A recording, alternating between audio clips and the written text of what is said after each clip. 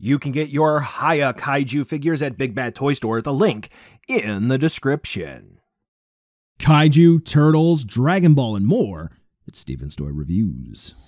Hey there collectors, it's going to be Steven here, and welcome to another Kaiju action figure review, where today we're going to be taking a look at the Hiya Toys Exquisite Basic Godzilla from Godzilla vs. Kong Heat Ray version Atomic Blast Godzilla 2021. You know what I'm talking about here. So this is going to be a repaint of, we're going to cover it in a bit more detail, but interestingly enough, the 2019 King of the Monsters sculpt in Atomic Blast colors, meant to depict Godzilla from Godzilla vs. Kong.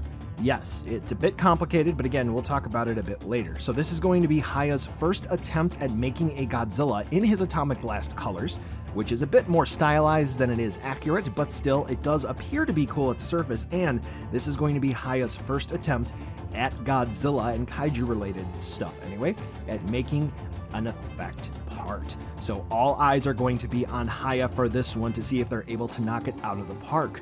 Or did they fumble the bag, as the kids say? Let's take a look to see whether or not it's going to be worth adding into your collection. We already know that the sculpt is great because, as I said at the top, this is going to be a repaint of the 2019 sculpt that Hiya has for their MonsterVerse Godzilla, so we do know that it looks good. When we get down to the nitty-gritty, as I said as well, unfortunately, the paint application is not necessarily going to be accurate compared to the source material, more so notably that when it comes to the dorsal plates, the MonsterVerse Godzilla seemingly has like cracks in the plates that light up blue, and it's not necessarily going to be entirely blue. There isn't really a gradient that goes from one blue to another like they have here, but it is a nice stylized take on it, so it does look good if that's what you are looking for. However, what is rather interesting is that in the, if you will, the drill scene where Godzilla is shooting his blast down into the hollow earth after Kong, after he gets the axe, there is a little bit of like a blue energy effect that goes from his stomach all the way up to his mouth. And this Godzilla does have that, which is pretty cool. So it is a nice small attention to detail. What is also really cool is that for some figures, when you think of the atomic blast or breath or whatever effect for the paint, that is something that is really going to be the emphasis on the figure, and the other paint details sort of fall to the wayside. But here, it almost seems like they took the 2019 figure, because again, that's what this is, and they added the blue paint application to it. We still have the brown wash and so forth that was found on that one, admittedly to a lesser degree, but it is still there, which is nice to see. Overall, this is pretty much a win in terms of sculpt and paint, though I'm not quite sure how they went about the sculpting process, whether or not they had access to the model that was used in the movie, or if they just went off of reference material and sculpted it. I'm just really curious, but nevertheless, he looks good. Articulation time, and realistically speaking, there's not much else that I can say here because, you know, third time is it for our MonsterVerse Godzilla. Hiya basically is taking the if it ain't broke, don't fix it route, and I can't really say that I blame him.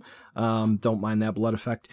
Because, I mean, it does work. If anything, they could invest some more money into improving the range of movement and maybe making the joints not as stiff out the box, but nevertheless, it does work just fine. So, we do have the mouth, which is going to be on a hinge. The jaw opens and closes, and you can see that the tongue is there. The tongue is going to be on a hinge as well, though it more so has... Come on, old boy.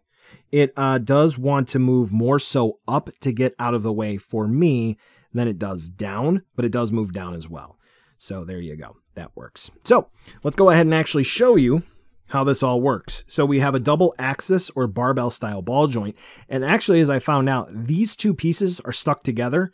And then that is the piece that everyone wanted on. So there you go. Come on, get back on there. And then what you do is you just pop the head back on, no problem. So that's how you swap out the heads, but I'll still show you anyway. So Godzilla can look up about that far, look down about that far, look left and look right, all that jazz, spin the head around, no big deal. Arms, shoulders are on a ball joint. He can't really T-pose, which is kind of disappointing, but you can spin the arms pretty much all the way around. It gets more difficult once you get back about that point, but it is possible. We do have a single elbow hinge.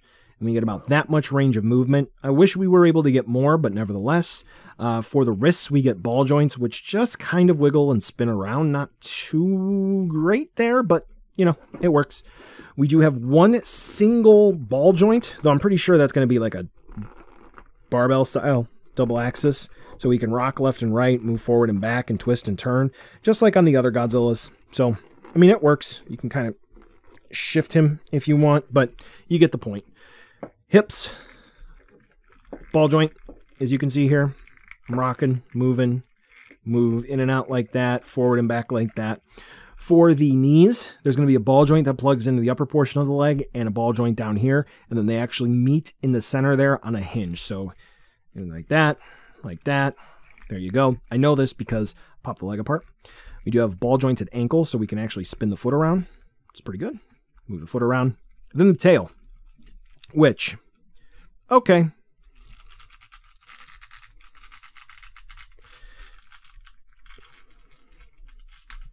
There we go. That's the first time that that has happened on this figure. You saw how much pressure I was putting on that thing. There you go. So you want tail movement? There you go. That's how you do ball-jointed tails. It's good. It works. So we're going to go ahead and move actually right on over to accessories. And as many of you know, Godzilla does come with this alternate headpiece, which we're going to do a switch over so this way you can actually see how good the paint apps look on this guy. So it is a different sculpt. There's not really going to be a whole lot of teeth here. There's going to be no tongue, but this is so this way he can fire off his beam effect. And then he is also going to have an alternate neck piece. So this way he can do the shoot up into the air roar beam firing thing, which is rather interesting because that's going to be more so for King of the Monsters than Godzilla versus Kong. But nevertheless, he does have that ability. Now, one of the things that were talked about for some collectors and some reviewers was that you need to use a hairdryer to get this to swap out, and I do recommend that. However, if you are looking to experiment a little bit and get to know your figures, then what you want to do is actually have this figure handy. So, as I showed you earlier, you can pop the head off, as you would do. And then you're going to want to look real close at the socket on the alternate head. You're going to notice that it is a bit different than the default head sculpt. And then when you go to put it on, you're going to notice that the point of contact is a little bit weird because you can see that the scutes, whatever you want to call that, on the back of Godzilla's head there actually collide in with the rest of the sculpt for Godzilla's neck. That is actually going to be a point where that is causing the socket for the head to not want to go onto the ball joint. So as you push in, it doesn't want to stay on. See, it's very easy to pop off. So here's what you do. You push that ball joint down a bit, and then at the same time, push these back. Ready?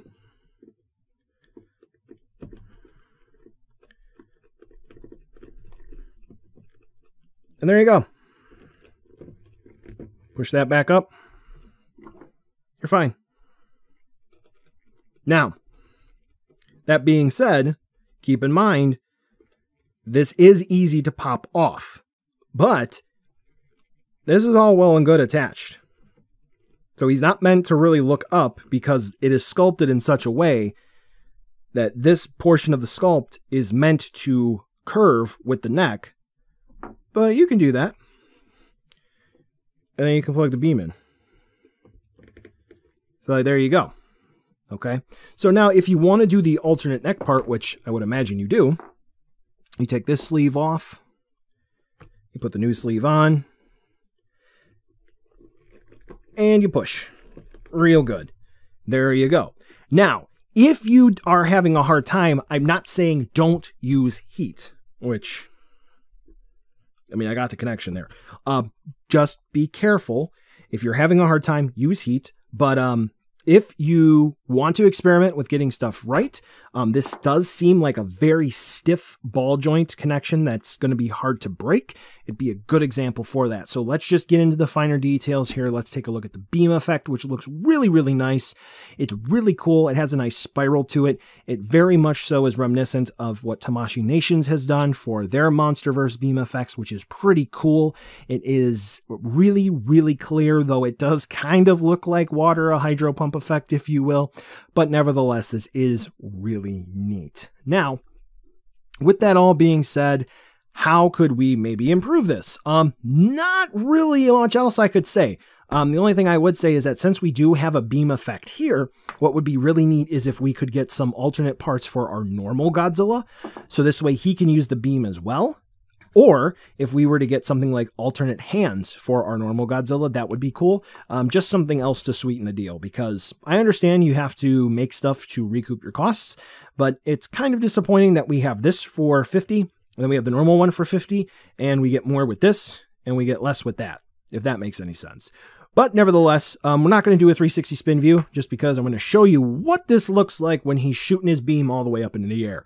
That's a pretty neat shot in and of itself. So if you do need support with anything, which I'm going to talk about more towards the end, with effect parts or support stands or anything else, you know I got videos to help you out. So here's going to be a size comparison with some other monsters you just might have and some other figures you just might have. So yeah, he's pretty much the same size as the other Monsterverse Godzilla figures you may have from Hiya Toys, so that's pretty cool. And then here's going to be a side-by-side comparison with the 2019 figure they just released, because interestingly enough, this is a repaint of that figure. So let's go ahead and just keep track here. They released a Godzilla vs. Kong sculpt first. Cool. Then they did a Godzilla King of the Monsters one. Cool. They announced a Heat Ray version of Godzilla vs. Kong one. Cool. They announced that they're going to go back and fix some of the issues that they had and fans had with the Godzilla vs. Kong sculpt. Cool. They announced that they're going to do also a Heat Ray version of their Godzilla 2019 figure, King of the Monsters. It was at SDCC. It looks different than this one. Okay, neat. The King of the Monsters figure comes out. It's a different sculpt than the initial Godzilla vs. Kong. Awesome.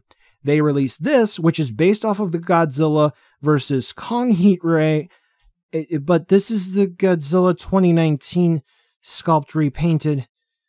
Huh. So then what are they doing for the updated Godzilla vs. Kong sculpt? What's going to be on the market, and then what's going to be the Heat Ray version of Godzilla King of the Monsters? So, buy now, skip, or wait for a deal. Overall, this Godzilla does look good, though it is stylized compared to the source material in terms of painted details. The articulation is rather solid, though there could be some improvements because he does feel a little stiff overall. Price, completely affordable, which is really good, and the accessories are rather solid, though some may have to use heat to safely swap out parts. And at San Diego Comic-Con, they did depict this figure set coming with a support stand to hold Godzilla's beam up in the air when he is using the normal neck parts. And sometimes he doesn't really hold the beam straight up in the air when he is using the alternate neck part as well.